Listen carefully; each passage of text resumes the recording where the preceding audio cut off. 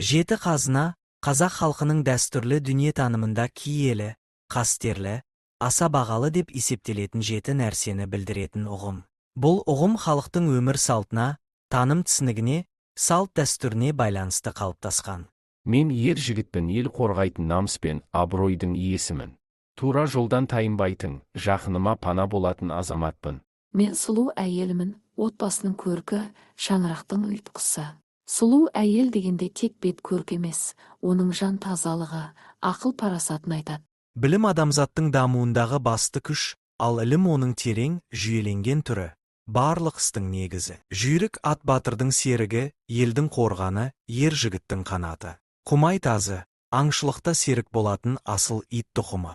Тек аңшылықтың сенімді серігі ғана емес, сонымен бірге адалдық, батылдық пен рухани құндылықтардың бейнесі ретінде бағаланады. Қыран бүркіт ер жігіттің серігі, аңшылықтың көмекшісі.